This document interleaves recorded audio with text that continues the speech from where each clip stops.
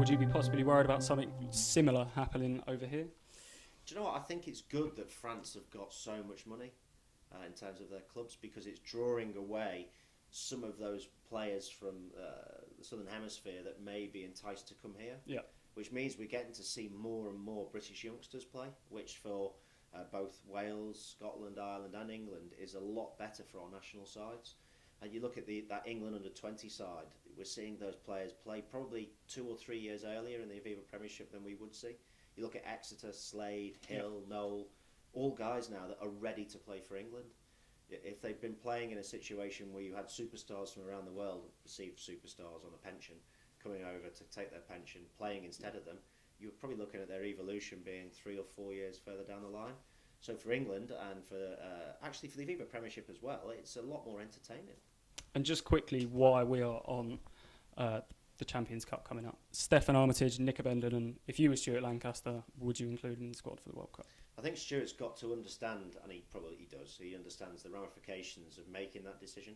If he lets those two come back and play, the gloves are off, then all the English players that want to go and play or have had an offer and they've still got aspirations will go and play.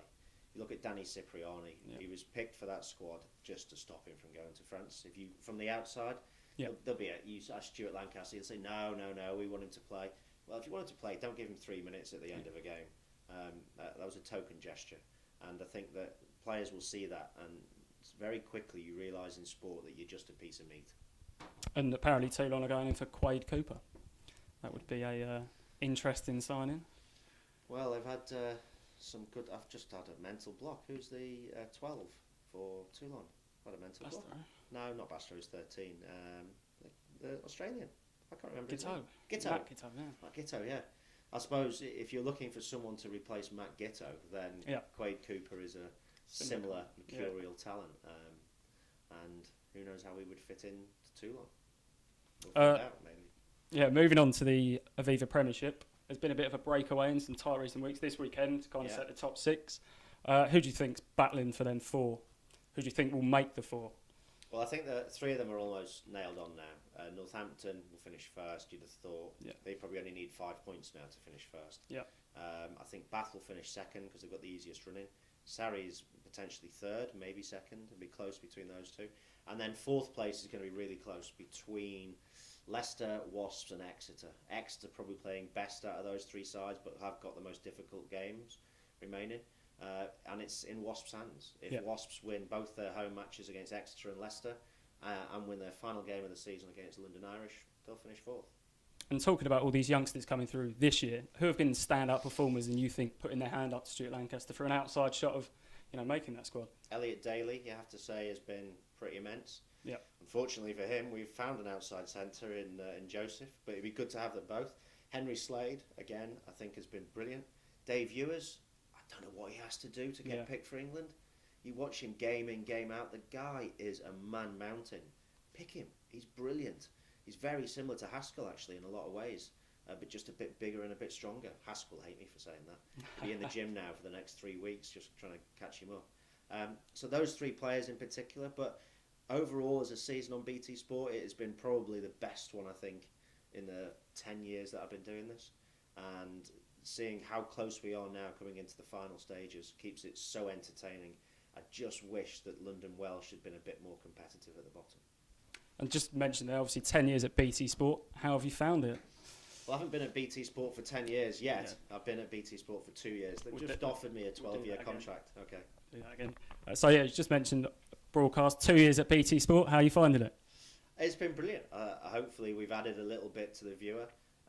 We take our editorial side very seriously, but we don't take ourselves too seriously. And we sort of think that it's like watching rugby in the pub with your mates. You have a bit of banter, a bit of chat, but ultimately you want to know the facts about what's going on. So we've tried to balance that, and I'd like to think, and I know I'm biased, but I think we've taken rugby coverage on to the next level. And how did you first get into media work? Was it always something you looked at going into after you called an end to your playing career? Yeah, I had an ability to talk nonsense constantly for a period of time, which made me perfect to work in media. I don't know, I got asked by a guy called Carl Hicks to work for the BBC as an analyst in 2003. So a long time ago now, before you were born. and it just seemed to work, and I've enjoyed it since. But the most enjoyable time has been the last 2 years. I think we've got a great team. I've enjoyed Ben and Lawrence and Dawes and Dricko now, who's done amazingly well coming in, and then you've got all these other guys, Ugo, Andy Good even doing a little bit as well. So everybody wants to get involved in it because it's a fun environment to work at. Yeah, and I was just going to ask about Brian's introduction to the team. Settled, duck in water, really, isn't he? Absolutely brilliant he's been. Apart from, you've got to turn your mic on when you're due to speak for the first time, and that will haunt him for the rest of his life. But people think you can, and rugby players do. They think they can just turn up and talk. Yeah. But it is so much more technical than that. There's 8 people talking in your head at the same time. You have to know when you're talking live, when you're not talking live, when to pull up VTs, when to animate VTs, how long they are, when to communicate that back to the team, how then to talk over that VT so your words coincide with the arrows and the all the analytical stuff that you've done on that. And players think they can just turn up and do that. It takes a long time to learn how to do it. But Brian, out of everyone I've seen, and Andy Good actually for that matter, have been very good.